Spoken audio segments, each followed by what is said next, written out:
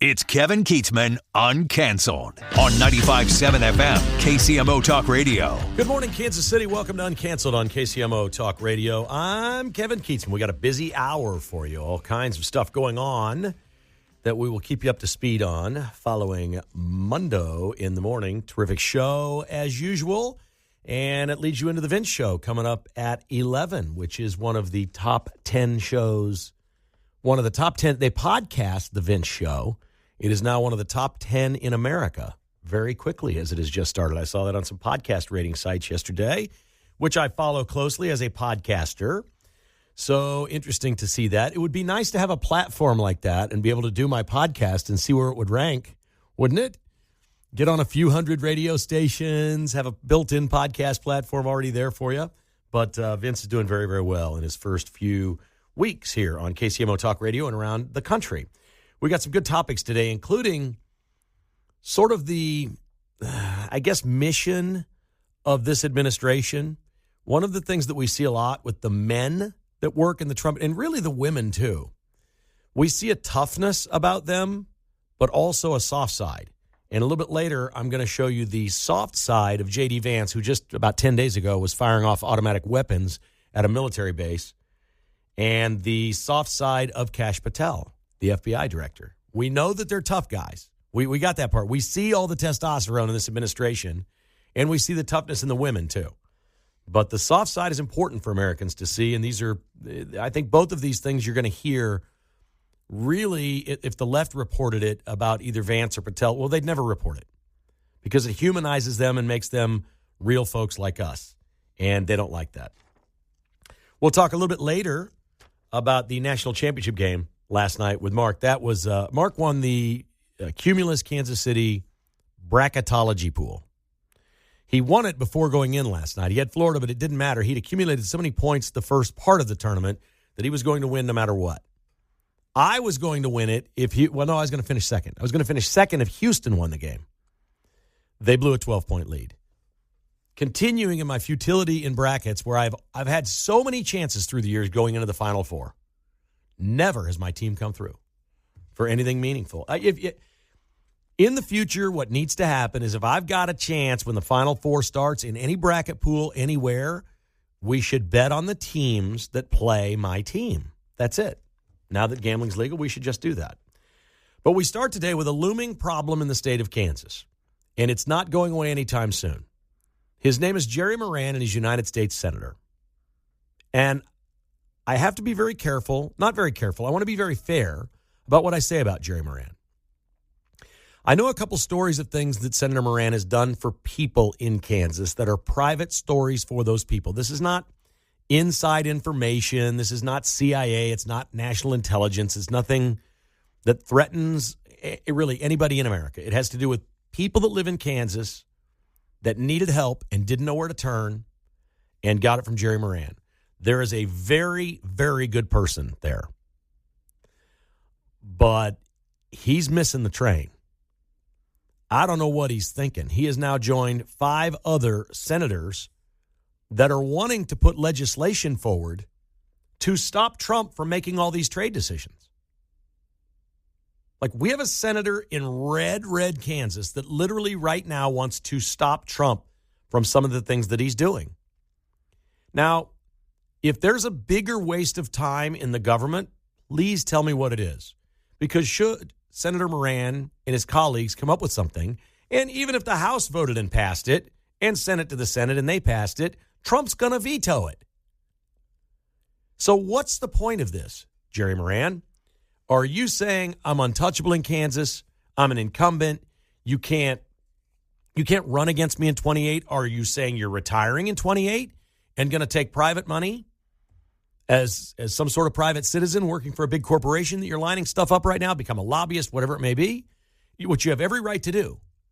I don't know what you're doing, but it's not productive. And you are not representing the electorate in the state of Kansas. The state of Kansas overwhelmingly voted for Donald Trump. Of those people, if we ask to name the 2 senators in Kansas, I'll bet only 70% of them would get both names right. They'd know Roger Marshall before you. And I respect that in a way that you want to be a quiet servant of the people and do whatever. You are not serving your constituents. And if this is some sort of a lame thing where you want to say, oh, I'm trying to protect farmers in Kansas or whatever, these issues with Trump and tariffs and trade deals do not have anything to do with any particular state. We're the United States of America. We are all on board this right now, whether you like it or not. America voted overwhelming for Donald Trump. And that means everyone in every state is riding this train. It's going to either be great for us, not make any difference at all, or be bad for us. We don't know. You know my opinion. I think it's going to be great. I think we're going to level the playing field in so many places, and maybe not level it with China, but make gains against China and gains against the European Union that will help us have more fair trade and be better for our farmers, but also our tech companies in Silicon Valley and our, aerospace programs in Texas and Florida and our financial markets in New York. These are not all conservative places. There's going to be gain everywhere if it works. Why Jerry Moran in Kansas thinks that he's the guy that should be stepping up with other Republicans to slow Donald Trump down is beyond me. I don't know what it is. I don't know if there's money. I don't know if it's lobbyists. I don't know if he's a closet Democrat. I don't know what it is. And maybe he's got something in his head that this is better for Kansas if we slow this down, the wheat farmers or whatever it may be, cattle farm. I don't know. Doesn't really give a reason. He just wants to take power from the president. So my gut tells me what it is with Moran and these other Republican senators and probably some members of the House. What it tells me is they think they're the coolest part of Washington, D.C. I'm a senator. There's only 100 of us, and we're really cool, important, and we're the bomb. We're it, man. And we should be in charge because as a group, we're a lot smarter than one person. Of course, Congress, House is probably thinking the same thing. You know what American voters don't think? They don't think like that. They don't think like that. Americans love to vote for president. They love to rag on the president. They love to rip on the president. Doesn't matter which party. Everybody likes to complain. Popularity ratings of current presidents can never be great because nobody wants to tell the truth, that they're rooting for their president, that they want their country to be strong, that they don't want their president shot in the head, that they don't particularly care for China or the European Union. And if the president is stepping up being tough against them, they're not listening to some senator from Kansas saying, back this president down. Jerry Moran, what the hell are you doing? And Kansas listeners today, why aren't you calling his office? He's got one in Olathe. He's got one, I think, in Great Bend or Garden City or somewhere out west, and maybe one in Wichita. They're all over. Or call D.C. He deserves anything that you send him that is not a threat and is not illegal. Any opinion you have, be a phone call, email, or anything, he deserves it. Why this early in the Trump presidency, Jerry Moran? Hey, if we're a year from now and this isn't working, and it shows everywhere that it's not working, step up and say, we got to pass something here and limit the powers of the president and, have checks and balances. Great. There might be some people listening to you. This just started last week, Jerry. It just started. And already we're making gains. Rahm Emanuel was the White House chief of staff for Barack Obama. Then he was mayor of Chicago. He's a dyed-in-the-wool liberal. You know what he said yesterday? He wants to run in 2028 for president as a Democrat. What did he say yesterday? Quote, you can't get tariffs high enough for me on China. That's the left. That's Obama's guy. Now, he says it's creating trouble for Japan and South Korea, which ostensibly creates trouble for us. Japan is a huge business partner of the United States, maybe the top in the world as a business partner, investments and products shipped and sold and things like that. They may pivot toward China. If we have this huge trade war with China, we threaten our relationships with Japan and South Korea and all the other Asian countries. We threaten that. But let's try. China said overnight that they're dug in. They're going to, quote, fight to the end with the United States over this trade war, as Trump has announced he's adding 50% more to the tariffs beginning tomorrow. China says they will fight to the end. Trump's pretty confident he can crush them economically. that he will just destroy their stock market and their economy and create all kinds of debt and deficits for them, and not mayhem in their country because they've got a stranglehold over the people of China as a communist party, but create a much worse situation for them than anything here. And that's largely the comments I made on yesterday's show. Whatever you're thinking or feeling here, it's worse everywhere else. If you think you've had some sort of panic over something, like, oh, how's this going to go? What about these cars? Maybe you work for Land Rover.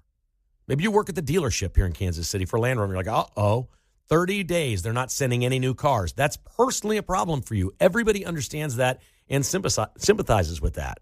That's bad. There are people that are affected by this. Nobody's saying that there aren't. We get it. But collectively as a country, so far, little less than a week in, the rest of the world is in far more panic than we are.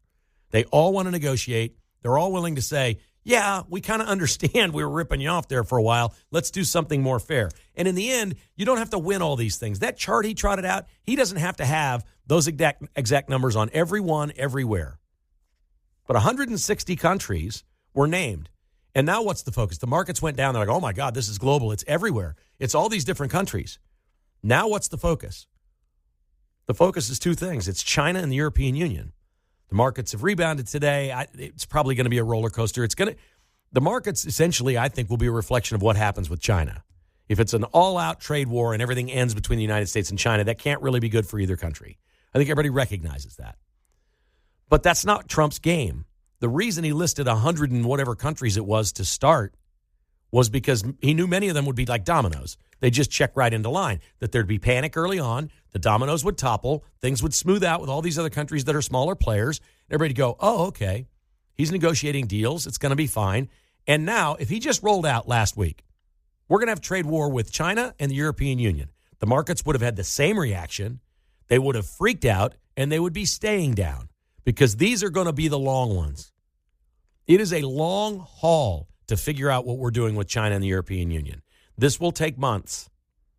It would be great if it's done by the end of this year. We'll see. These will be tough negotiations. They will.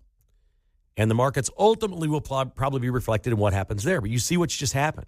These other countries are falling in line. So they're like, oh, okay, it's not as bad as we once thought. That's what they want you to think.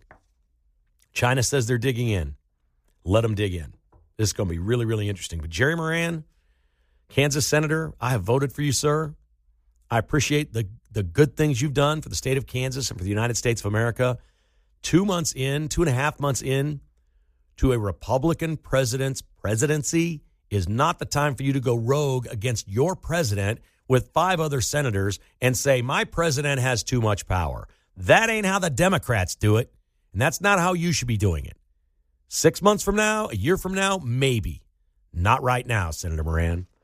913-408-7957 is the number to call. You're listening to Uncanceled. I'd love to have your phone calls next on any of these topics or whatever's on your mind. This is KCMO Talk Radio. All right, we're back on Uncanceled. We've touched a nerve with a couple of folks that don't like Jerry Moran very much. This should be interesting. We will start today with Betty in Northeast Kansas. Good morning, Betty. How are you?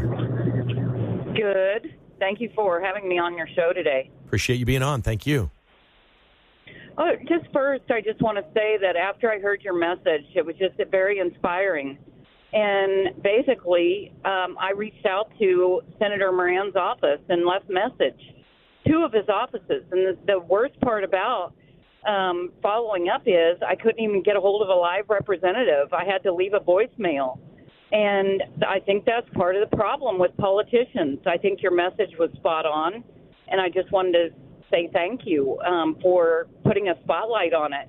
I had no idea that Mr. Moran was already trying to defy what the president was elected to do, and that's honestly, it's just a misuse, a gross misuse of taxpayers' time and money.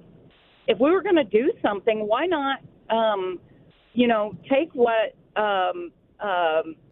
encouragement the president has given and go after our property tax values, our insurance premiums. I see these young kids protesting on some of these news outlets, and you can clearly see where their priorities are. But I'm left with saying, do we need to go to their parents and ask them how they feel? Because, do they own a home? Do they own a car? Do they have a job? Do they pay taxes? Would they feel the same way if they actually had to take responsibility and accountability for some of these things? I think, Betty, you and I are in agreement here. And this, I think, was reflected in the election last November. The people that work and play by the rules and do everything we're supposed to do as good Americans are the ones who get hit the hardest. Let me tell you something. My husband and I have raised 2 kids. One is in the U.S. Marine Corps, and the other one is getting ready to graduate a healthcare profession. And we have worked hard to make sure that we have provided for them over the years. We have tried to do the right thing. And we have really felt left behind. Yeah. We get scrutiny over, some of the decisions we make for our kids. They're your kids. Those are your decisions. You shouldn't listen to anybody else telling you how to raise your kids. That's right. No. Good for you, Betty. I'm proud of you for a lot of things, obviously, and I thank you for calling. I'm really proud of you for taking action and calling Senator Moran's office. It's one thing for folks to sit around and complain about things. It's another to at least take action and let them know. We're out here, we voted for you, and we are not happy with you. That's exactly right. And I really am just inspired by the accountability that what you said in your talk show took a lot of courage. And the volatility that we have in today's world, at some point, you have to have that. Well, you have to have that. So thank you. Thank you. Great call, Betty, and I appreciate you call anytime. A lot of people say, oh, you have so much courage, the things you say. A long time ago, it was no longer courageous or bold or anything for me to say what's on my mind. And we have more people like that today than any time in my lifetime, and we need even more. Say what you believe, say it loud, be heard, try to make a difference. They can't do anything to you for that. Now, you may think at some point if the wrong people are elected, they may come after you with the IRS, they don't like you, this or that. There have certainly been people in the media targeted. But it's not going to be me, I don't think. I think I'm just a small fish in this thing. I'm going to guess Rush Limbaugh was targeted through the years by the IRS and others, and things happen. So that can happen, and maybe that takes more courage than something I would do. But don't feel like it's courageous to say what's on your mind and speak the truth and be a conservative and be a patriot and be an American. Do it. And when Jerry Moran does stuff like this, let him know that you think it is absolutely wrong. I just got a great email from Alex. I'll read it to you. I can't verify, but I'll read it to you. He says, Kevin, in February 2021, Jerry Moran's campaign reached out to Donald Trump and asked him not to publicly endorse him in the 22 election, as Jerry didn't feel that being aligned with Trump was an asset in Kansas. What did Trump do? Trump got back to Jerry directly and gave him 4 hours to call him back. When Jerry didn't call him back, Trump went out and publicly endorsed Jerry Moran and released an over-the-top statement about Jerry being one of his greatest supporters. Also, this endorsement of Moran was the first endorsement of any politician Trump made after losing to Biden, and only endorsement he made in many months. Again, the main reason he did it was because Jerry's team reached out and asked Trump not to endorse Jerry. This was Trump saying, blank you, Jerry. This is why Jerry's working against Trump's agenda.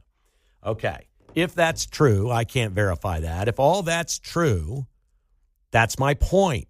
When you see somebody doing what Jerry Moran is doing, you know there's something else to this. It doesn't make sense. 2 months in, 3 months into a presidency, it doesn't make sense to fight your own president and go the other way.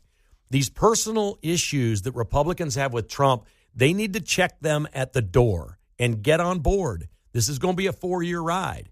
Good things are going to happen. Many great things have already happened. What in the world is Jerry Moran thinking? All right, Royals and Chiefs, I got a challenge for you. You need to have a snack bar redo at one of the locations somewhere in your stadium. The Masters menu has been released for this week's golf tournament, and the prices are unchanged again in 2025.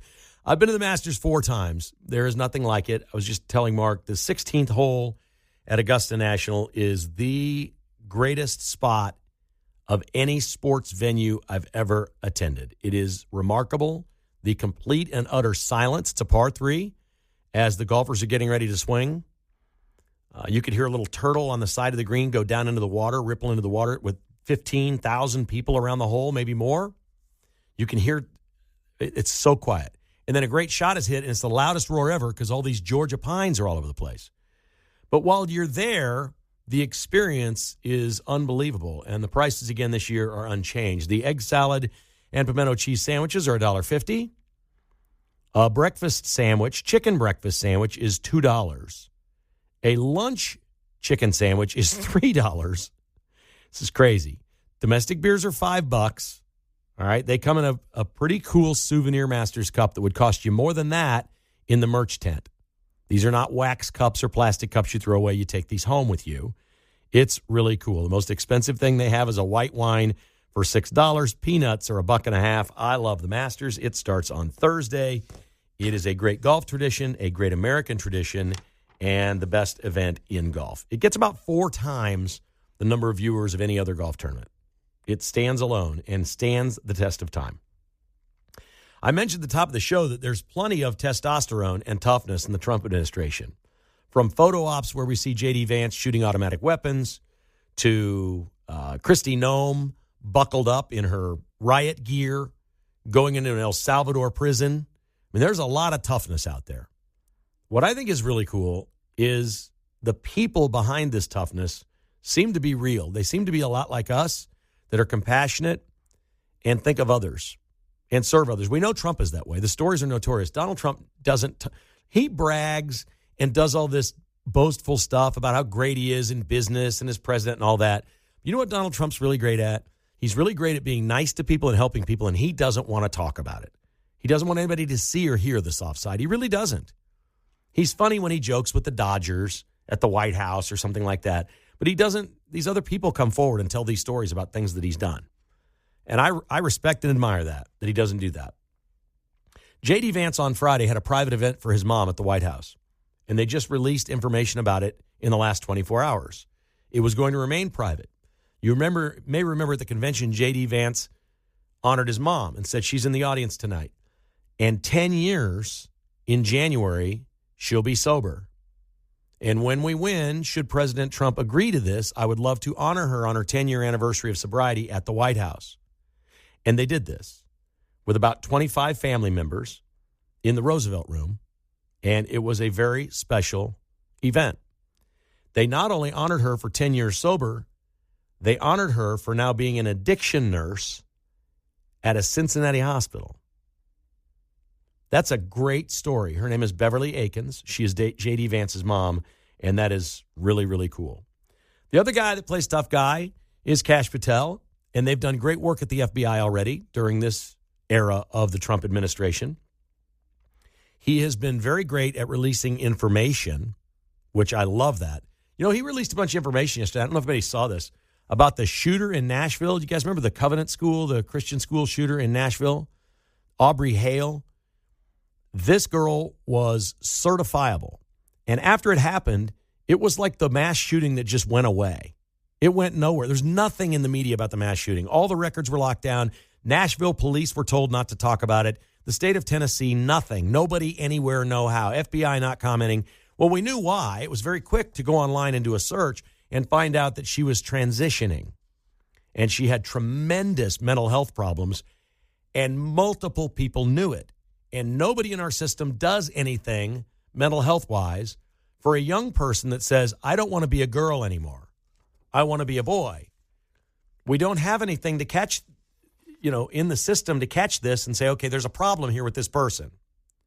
So Kash Patel releases all this information about her yesterday. 1,000 pages of stuff that the FBI concluded. Not Patel's FBI, the Democrats, but didn't disclose anywhere to anybody in any way. She wrote she wanted to dispose of her vagina. Female pronouns made her want to die, and she wanted to kill all white kids. This is stuff she was doing when people knew she was nuts and transitioning, and nobody did anything about it. So I love that part about Kash Patel. I think he's tough, and I think he's honest, and I think he's open.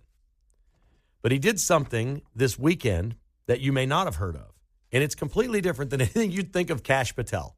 If you know who Kash Patel is, the FBI director. They held a charity hockey game in Chicago. It was the Chicago field office of the FBI versus the New York field office of the FBI to raise money for fallen FBI agent families. Kash Patel played hockey over the weekend. Chicago beat New York 3-1, but that's not the point of this. The point of this is it's getting tough. It's getting violent. The job will not be as easy the next 4 years as it was the last 4 years. There's a chance you're going into a dangerous situation. It can happen. We're asking you to round up the most vile people on our soil. It's work that they signed up for, but I'm certain, at least in the FBI and many of our agencies, there was some complacency where it had gotten easy and pretty white collar. And yeah, I carry a gun, but I'm not really threatened any day. And that may be changing a little bit. And I think this is a wonderful message to send to every field agent in the FBI. I'm not just the tough guy saying we're going to go do the hard work. We're going to honor those that have fallen. I'm going to play hockey. And they played hockey, and they raised a whole bunch of money, and they're helping out those families. And I just think that's really cool. I think the soft side of really tough people who are like out there and a little bit in your face sometimes, I think the soft side of those people is a great thing to see. I think it humanizes them, and I think it makes them more relatable to Americans. J.D. Vance said yesterday, after his soft moment with his mom and a wonderful family gathering at the White House, about the Supreme Court ruling 5-4 against Judge Boasberg and lower courts being able to stop the president from doing things even when a case is not brought before them. J.D. Vance says, quote, "This is a major loss for the lunatics." See, I like that. That's exactly what it was. It was a major loss for the lunatics. But I love the soft moments, and I love some of the nice things that they're doing. One of the people out there who says an awful lot, and I actually respect, and I think he is wildly talented. There are times that I can't take him. It's over the top. It's too much, whatever. I can't tell you how much I respect Stephen A. Smith. Sometimes it's trivial crap. He gets in a brawl and a fight down in the mud with LeBron James, and I don't care. I don't care that Stephen A. Smith is having a feud with LeBron James. When Stephen A. Smith is actually talking about things, he's not afraid to say what he believes. Many of his beliefs are rooted in what he believes he has become, and that is a self-made man who's overcome a lot and achieved in an industry in ways that others in his industry have not. He's also very masculine. He's one of these bros. And it's different than the Obama bros. We saw the Obama bros, and they were all touchy-feely. The Trump bros are kind of butt kickers. They say what they mean. They back it up. They're sort of tough guys. A lot of them are in fighting, UFC, Joe Rogan, Dana White. Some of these people you see Trump running with, these tough, strong, big athletes, football players. We see a lot of that. It's cultural. It doesn't go unnoticed. Men gravitate toward it. That's why Trump dominated the male vote so much. They gravitate towards strong males. They respect it. We're going to be tougher and stronger than China. Male voters love that. Not Tim Walz, but male voters love that. But a lot of women like it too. They recognize that their household is better if their man is strong. In many ways that women aren't. That is no knock. There's obviously a million things women can do that men can't do, or a million things that women are better at than men. This is the order of things. It is respected. Stephen A. Smith is now saying from ESPN that he's not ruling out running for president. That he may run in 2028, presumably as a Democrat, but don't rule out doing it as an independent, whatever that iteration of an election would look like. But he's polled very well with Democrats. Stephen A. Smith will do terribly with the really, really wackadoodle far left. He may say, I'm for gay rights in the alphabet community. And he may say, there's racism in America. I'm black. Vote for me. He may do those things. But he's going to have a lot of issues that he agrees with Trump on because he's already on the record as saying he does. And it's going to be hard to backtrack. He believes in winning. He believes in America being the best. Is he a dangerous Democrat candidate? I can't say that. I don't know anything about what the Democrats are going to do in 2028, and it's way too early probably to even be discussing this, but I find it interesting. I don't think he's doing this. He got a new contract. I don't think he's doing it to make more money or increase his profile. He's legitimately saying, hey, we got problems in this country. If somebody literally winds up as a Democrat that moves toward the middle, that can get the voters back that Trump just got, they'll be a dangerous candidate. I don't know if it's Stephen A. Smith. Again, I think a lot of people on the far left are going to hate the guy. They're going to be like, no, he's too much like Trump.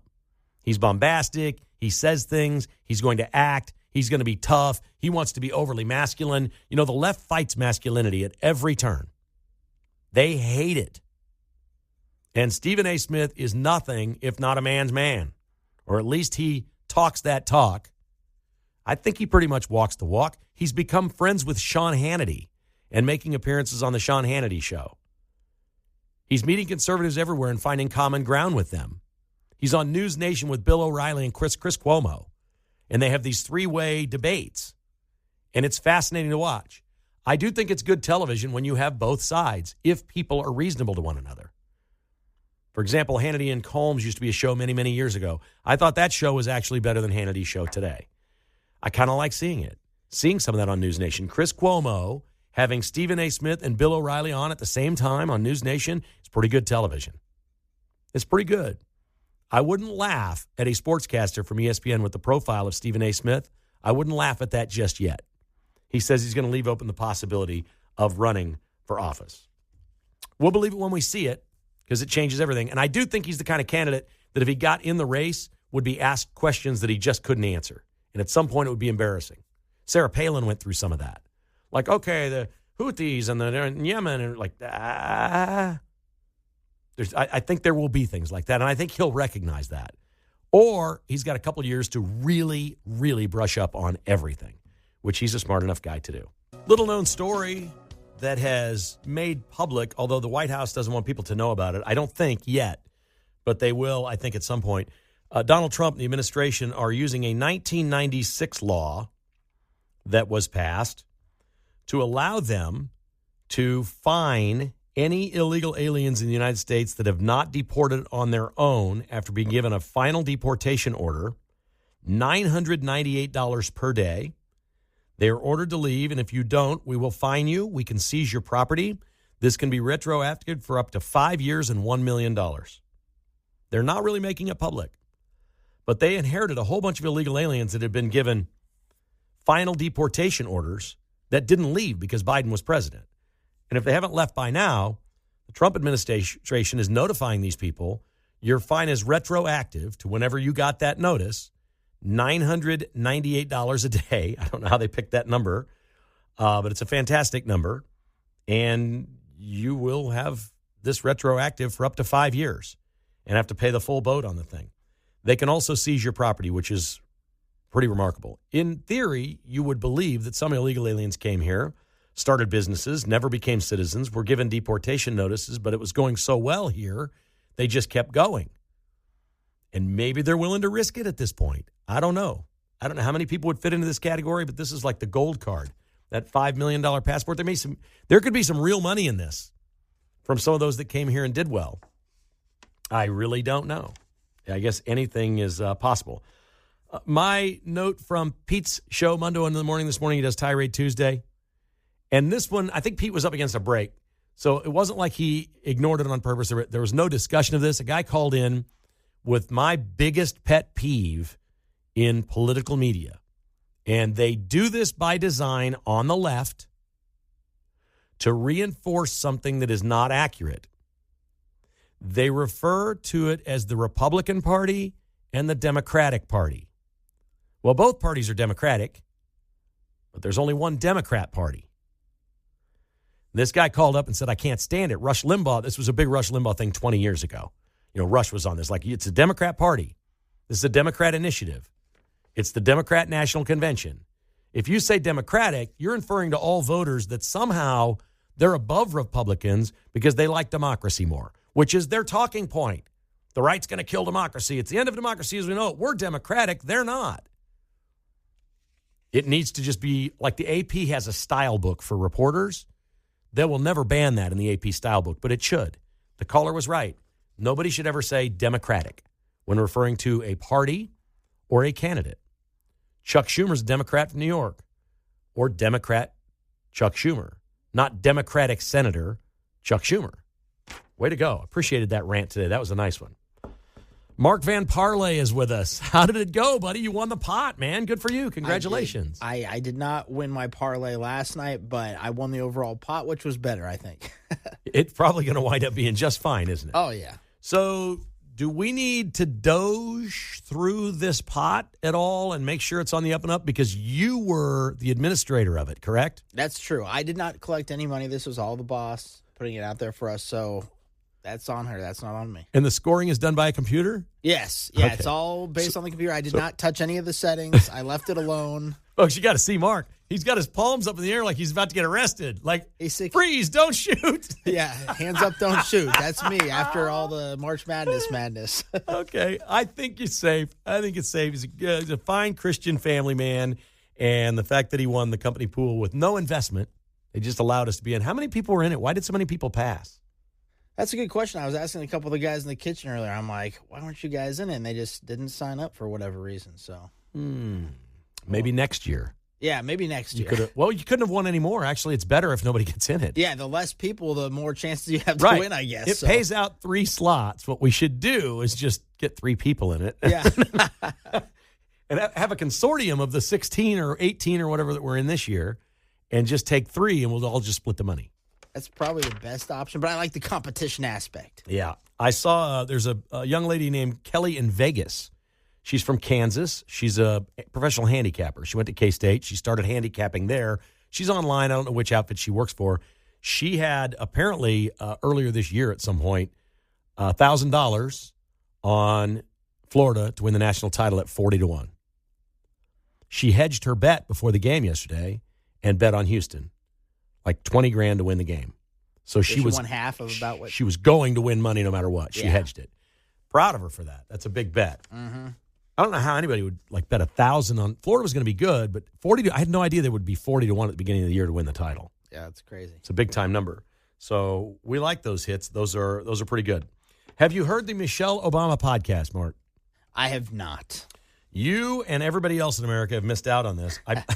62,000 YouTube hits for the Michelle Obama podcast this week. That's it, 62,000 worldwide on YouTube. I bring this up because we don't often see The Tonight Show, but I was flipping last night after the game. We're laying in bed, and I'm sorry, what's the guy? I always forget his name, the lead singer for Maroon 5. Adam Levine. Adam Levine was the guest on there, and they're talking about a new album, whatever. And Jimmy Fallon says to him, did you know that you have 14 music videos on YouTube with 1 billion views? You're the only band in the history of the world to have 14 songs with 1 billion views. Would you have guessed Maroon 5? I would have guessed Taylor Swift. Taylor Swift, not Maroon 5. Right, it's Maroon 5. But that shows you how few people are watching Michelle Obama. Yeah. If Adam Levine's got a billion views, it's 62,000 for Michelle. And Gary Lezak is back. It's announced he's going to be doing the weather on Channel 41 in the mornings for the next 3 months. It's a part-time gig. Lindsay Anderson had a baby, the normal meteorologist in the morning. So Gary is going to be back. We'll have him on the show, I believe, on Thursday, right here on Uncanceled. The Vince Show is up next.